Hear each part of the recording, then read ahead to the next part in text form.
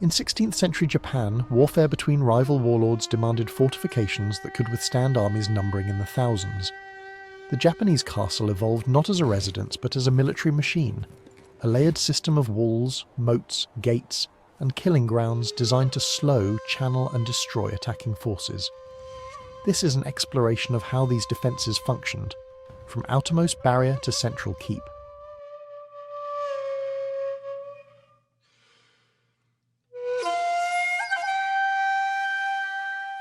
The outer moat presents the first true obstacle to any attacking force.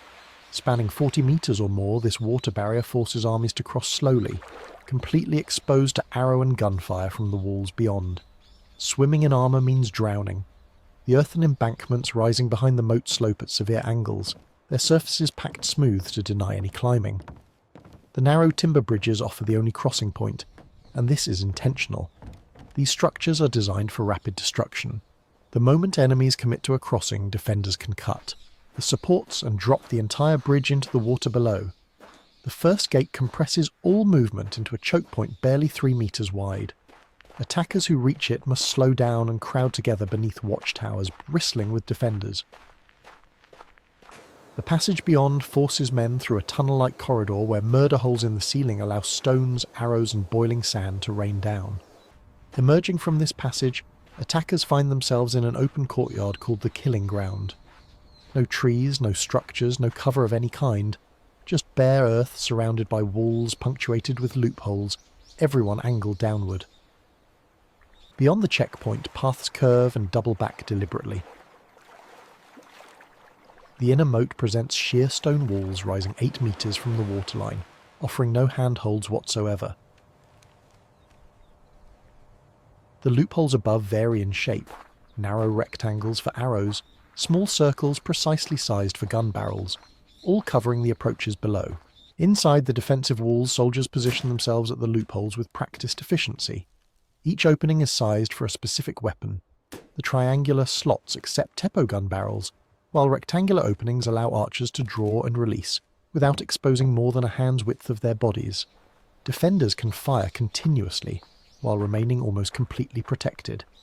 The Ishii-Toshi stone-dropping chutes extend outward from the wall tops, their hinged floors positioned directly above the base of the walls below. When attackers attempt to scale the stone face, defenders simply open the panels and release stones, boiling water, or heated sand onto those climbing beneath. There is no defence against an attack coming from directly above. The wall angles matter as much as wall height. At each corner, the stone foundation juts outward in a sharp angle called a yokoya. This allows defenders to fire along the wall face itself, catching anyone pressed against the stones, in a deadly crossfire from multiple directions simultaneously. The Koguchi bent entrance gate represents perhaps the most lethal feature of Japanese castle design. Attackers entering must turn immediately. There is no straight path through.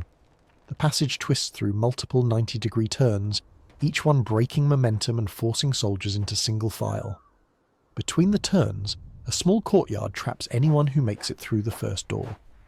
Walls rise on all 4 sides, every surface lined with defenders holding spears, bows and stones ready to drop. This is the killing box. Murder holes in the roofed sections ensure that even covered passages offer no safety. The final inner door is iron-plated and flanked by loopholes at arm's length. Anyone reaching it faces point-blank fire. Emerging from this gauntlet, survivors find themselves in the Ninomaru, but the next level of defences already rises ahead, even higher and more formidable than the last. The corner towers serve as both strongpoints and armouries. Inside the ground floor, weapon racks hold spare spears, bundled arrows, and ammunition for the Teppo guns. The upper floors provide wider firing positions with superior sightlines over the surrounding walls and approaches. From these elevated positions, defenders can observe enemy movements and direct fire where it is needed most.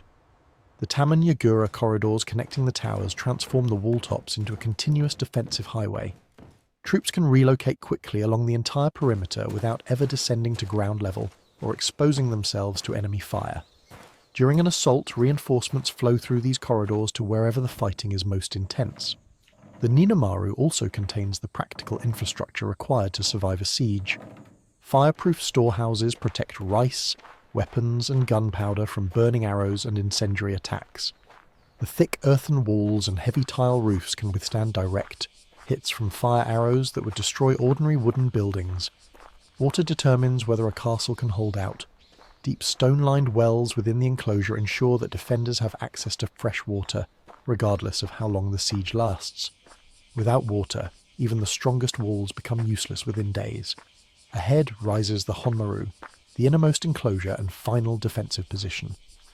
The walls here climb higher still, built atop the natural elevation of the hilltop to create a platform dominating everything below. The main gate structure towers 3 stories above its stone foundation.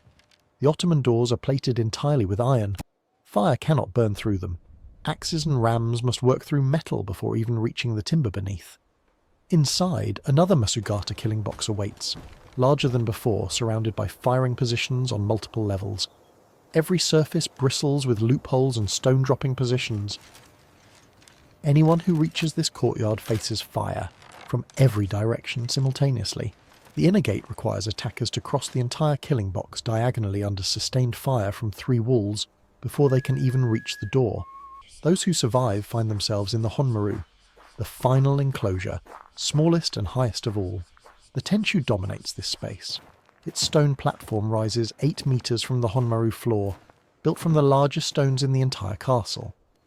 The distinctive curved profile of the foundation walls, called Mushigaishi or Warrior Return, defeats any attempt to climb. The angle throws scaling ladders backward and deflects dropped objects outward onto attackers below. A single narrow staircase provides the only approach to the Tenshu entrance. The door at the top is barely large enough for 1 man at a time, recessed into a thick wall that restricts movement at the threshold. Guards posted here can hold this choke point against far superior numbers simply by denying entry through the narrow opening. Inside, the ground floor serves as the final armory, hundreds of arrows, spare weapons and ammunition stored for a last defence. There are no windows here, only angled loopholes covering the platform base outside. The internal staircases rise at near vertical angles, more ladder than stairs. Climbing requires both hands, leaving attackers unable to hold weapons while ascending. Each floor can be sealed by dropping a heavy wooden cover over the hatch and barring it from above. Defenders could retreat upward, floor by floor, sealing each level behind them. The intermediate floors maintain the defensive logic. Low ceilings, minimal windows, movable screens creating internal barriers. Every design choice favours those above against those below. Higher still, the observation levels offer panoramic views in all directions. From the Lord's command position, the entire castle spreads out below, every wall, gate and approach visible. From here, a daimyo would direct his final stand. Communication across a castle under siege required more than shouted orders. War drums relayed commands through rhythmic patterns that carried over battle noise. Conch shell horns signalled specific manoeuvres, advance, retreat, hold position, audible even when smoke and chaos made visual signals impossible. Banner poles allowed commanders to track unit positions across the defensive perimeter. From the Tenshu's height, the entire defensive system becomes comprehensible. Looking north, overlapping wall lines create interlocking fields of fire, each position able to support its neighbours. Looking south, the sequence of gates reveals the attacker's nightmare. Breach one barrier, and another rises immediately behind it, higher and stronger. The eastern moats exploit natural terrain, doubling the effective height of the walls. The western cliffs provide defence requiring no construction. Nature itself made assault from that direction impossible. Not every defence is visible. Hidden sally ports concealed within seemingly solid walls allowed defenders to launch surprise counterattacks or escape if the castle fell. Secret chambers built into wall interiors provided ambush positions for last-ditch resistance. Preparation for siege was constant. Stone-dropping positions required stockpiles of ammunition, not just rocks but heated sand that burned through armour, boiling water, anything that could be hurled onto attackers. Fire breaks divided the enclosures into compartments, containing blazes that might otherwise consume the entire fortress. Day and night guards patrolled the walls. A castle was only as strong as the vigilance of its defenders. At dawn, light returns to these walls as it has for centuries. The Tenshu catches the first sun, its golden ornaments blazing above layer upon layer of walls, moats, and gates.